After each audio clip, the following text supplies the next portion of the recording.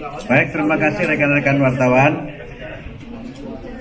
Ini saya didampingi oleh mitra kami dari Komisi 10 yang full tim, Ibu Ketua, Ibu Hetifah, kemudian anggota Pak, ini tokoh penting ini beliau, saya kira sudah tidak perlu saya kenalkan ya.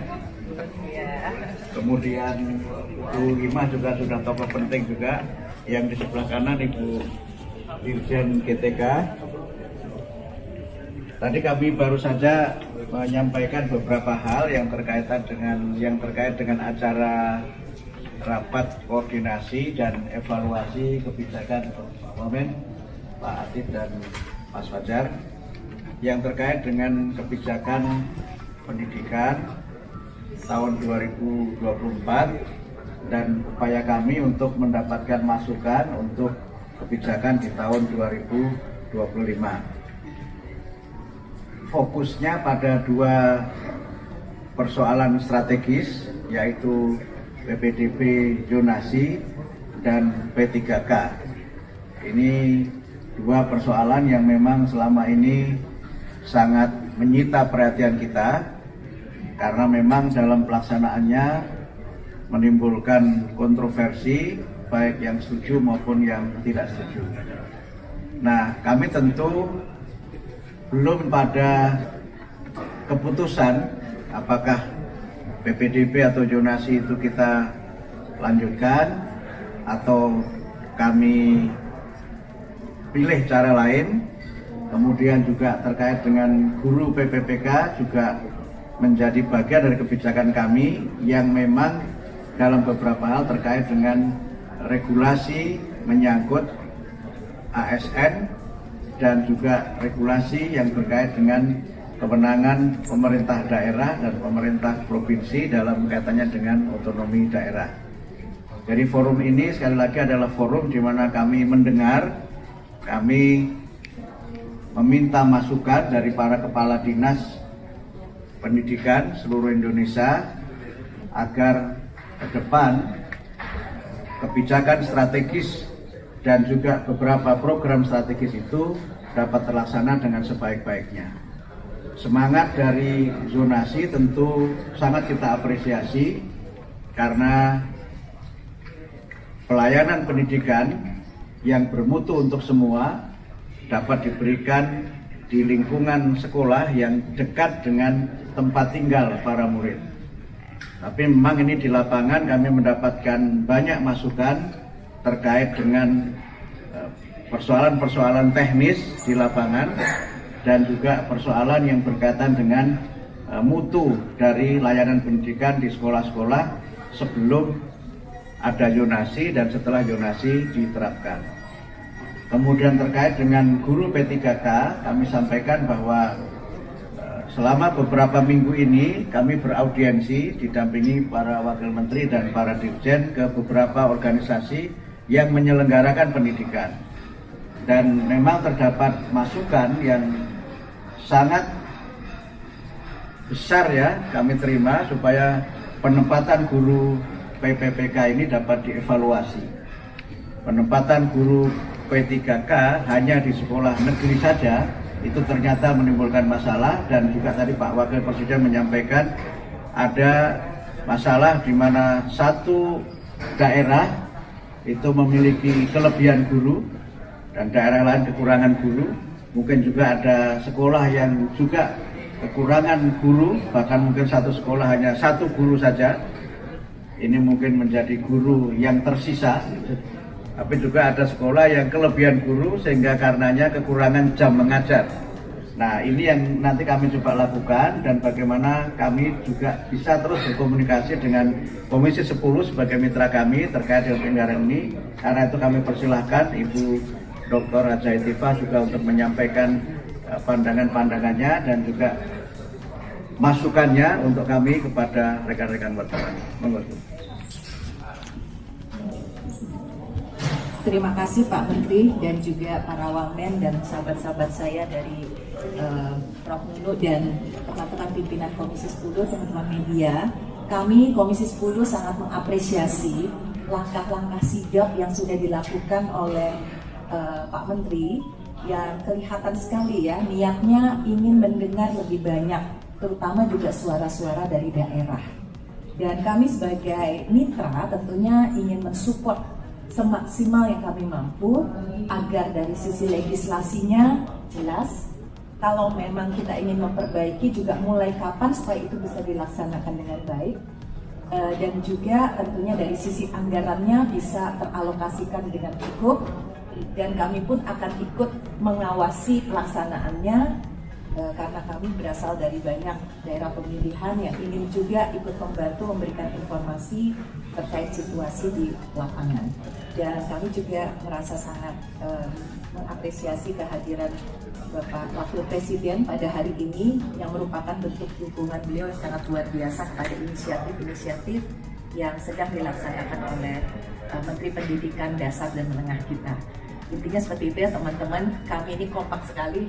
Alhamdulillah rapat pertama sangat produktif dan akan banyak perubahan-perubahan ataupun penyempurnaan-penyempurnaan. Kami juga berharap semuanya berjalan smooth ya, lancar. Terima kasih. Terima kasih, itu ya teman-teman wartawan. Ada yang mau ditanyakan? Silakan Pak Menteri. Prof. Apa tadi Pak yang terkait dengan materi pendidikan coding? Oh iya betul. Bagaimana Pak? Oh iya baik, terima kasih. Ini saya sekalian sampaikan bocoran juga. Tapi kayaknya bocor resmi, bukan bocor halus atau info lain. Jadi waktu kami bertemu dengan Bapak Wakil Presiden, memang beliau menyampaikan pentingnya coding ini diajarkan. Dan kami sampaikan dalam rencana kami untuk pembaharuan kurikulum yang akan datang, itu akan menambahkan mata pelajaran Artificial Intelligence dan Coding sebagai mata pelajaran pilihan di sekolah-sekolah yang memang sudah mampu melaksanakan. Kenapa pilihan? Karena memang itu membutuhkan alat-alat yang canggih, ya, sarana internet yang juga harus bagus, dan belum seluruh sekolah kita ini memiliki sarana itu. Sehingga nanti sifatnya masih pilihan, dan mudah-mudahan ini bisa menjawab program dari Pak Presiden juga tentang digitalisasi sebagai upaya kita untuk meningkatkan kualitas pendidikan dan menyiapkan generasi kita ini untuk lebih bisa bersaing di dunia global dengan terutama dua kemampuan ini. Selain yang lainnya tentu saja adalah Artificial Intelligence dan Coding. Prof, tadi sempat disinggung tentang Undang-Undang Perlindungan Guru oleh Pak Wapres. Tanggapannya seperti apa? Mungkin dari DPR juga akan mendapatkan seperti apa? Ya, yang jelas begini, nanti lengkapnya oleh Ibu Hetifah Ketua Komisi 10. Di Undang-Undang Guru dan Dosen pasal 39 itu sebenarnya sudah ada penjelasan, kalau tidak salah ada 6 ayat yang menjelaskan tentang bagaimana perlindungan guru baik dalam mereka bekerja, kemudian terkait dengan profesinya, keamanannya dan sebagainya. Dan sudah ada turunan lagi aturan yang lain, mungkin nanti Bu Dirjen silahkan disampaikan. Tetapi kalau memang dirasa masih perlu, nah mungkin nanti silahkan Ibu Ketua Komisi 10 menyampaikan, ditambah nanti oleh Ibu Dirjen. Untuk kami di DPR sendiri tentunya sangat terbuka kepada masukan inisiatif dari pemerintah. Namun untuk saat ini secara resmi yang sudah kami masukkan untuk direvisi adalah Undang-Undang Sistem Pendidikan Nasional, yang mana di dalamnya juga bisa jadi akan mengintegrasikan hal-hal terkait dengan guru dan dosen. Dan secara lebih spesifik lagi, memang di dalam Undang-Undang Guru dan Dosen yang existing ini sudah ada pengaturan-pengaturan yang cukup kuat. Nah, sekarang berarti pelaksanaannya dan aturan-aturan pelaksanaan yang sudah ada ini bagaimana disosialisasikan dan diterapkan ya pada saat ada guru-guru yang menghadapi masalah, itu bisa digunakan sebenarnya sebagai payung hukum untuk melindungi mereka. Seperti itu. Jadi kami siap saja Pak nanti. Baik, menambahkan tadi Pak Menteri dan Bu Hetifah sudah menjelaskan ya dari Undang-Undang Guru Dosen. Gitu ya, berarti atau gini aja. Ya. Jadi dari Undang-Undang Guru Dosen sudah ada, kemudian turunan Permendikbudnya juga sudah ada. Lalu di Permendikbud itu sudah ada amanat petunjuk teknisnya, juga sudah disiapkan juknisnya. Hanya tinggal masalah implementasi. Nanti kami akan memperkuat lagi sosialisasi dalam tahap implementasi dari Bidang Guru dan Tenaga Kependidikan. Terima kasih. Pak, terkait dengan renovasi sekolah, rapat terakhir di DPR kan komisi meminta untuk berkoordinasi dengan PUPR dan Bapak meminta solusi yang moderat kepada Wapres. Sejauh ini gimana Pak? Sudah ada solusinya?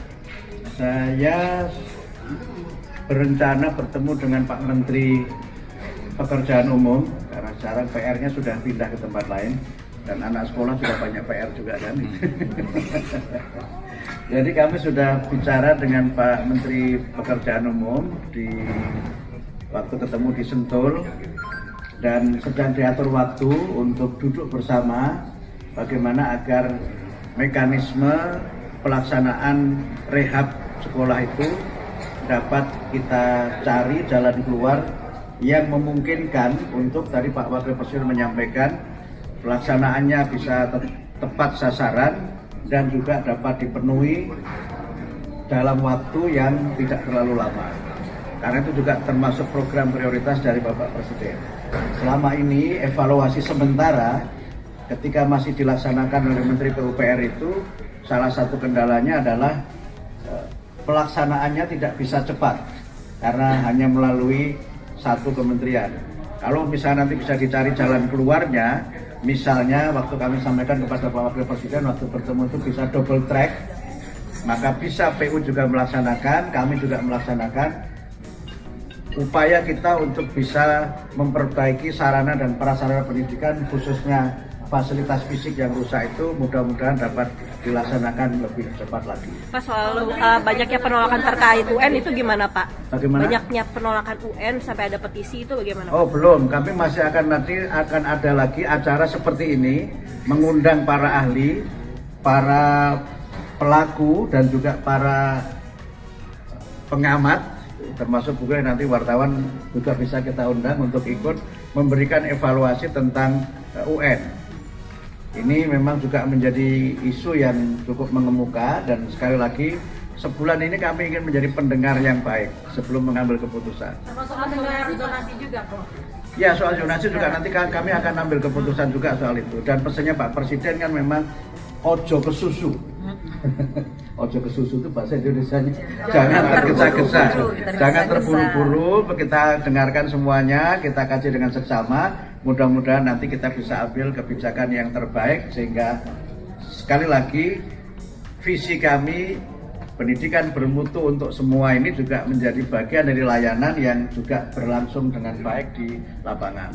Soal tadi nanti anggarannya berapa, saya kira sudah ada anggarannya di tahun 2024 sudah diputuskan, kita akan 2025. Tinggal teknisnya nanti kami akan bicara dengan Pak Menteri Keuangan, Pak Menteri PU Pekerjaan Umum dan juga dengan Ibu Menteri Keuangan karena memang sebagian juga dananya ada di Menteri Keuangan. Prof, mengenai matematika yang masuk TK gimana Prof nanti? Oh itu sudah keputusan, tinggal nanti teknis pelaksanaannya saja sehingga bahkan kami juga sudah mencoba untuk menyiapkan platform untuk pembelajaran matematika di TK dan sekolah dasar. Dari bapak dalam kurikulum tahun ini Prof atau mulai kapan yang di TK itu?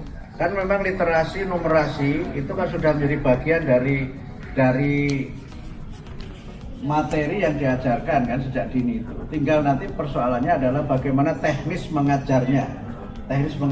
Dan ada banyak penelitian yang menunjukkan bahwa anak-anak yang memiliki pendidikan dasar yang baik, termasuk juga yang memiliki kemampuan literasi dan numerasi yang baik, itu punya keberhasilan studi di jenjang yang lebih tinggi, lebih baik daripada mereka yang tidak punya dasar literasi dan numerasi di tingkat pendidikan anak usia dini. Kemudian yang kedua juga salah satu dari prinsip pembelajaran di TK dan juga SD pada kelas-kelas awal adalah penguatan sosialisasi supaya mereka bisa mengenal norma-norma sosial yang berlaku, kemudian juga karakter-karakter utama yang membentuk kepribadian mereka. Dan perlu dipahami bahwa matematika untuk TK ini tidaklah yang hitung-hitungan rumit. Hitungan rumit biarlah Komisi 10 yang menghitung. Tapi nanti sesuai dengan prinsip pedagoginya, matematika di tingkat taman kanak-kanak dan SD awal itu, kalau TK itu kan bermain sambil belajar. Jadi ditekannya pada bermain.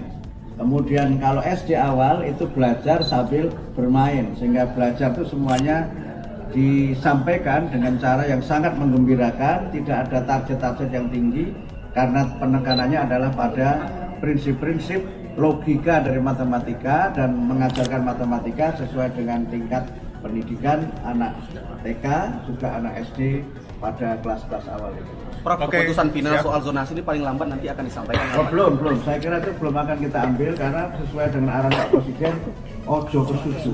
Jangan tergesa-gesa. Sip, terima kasih.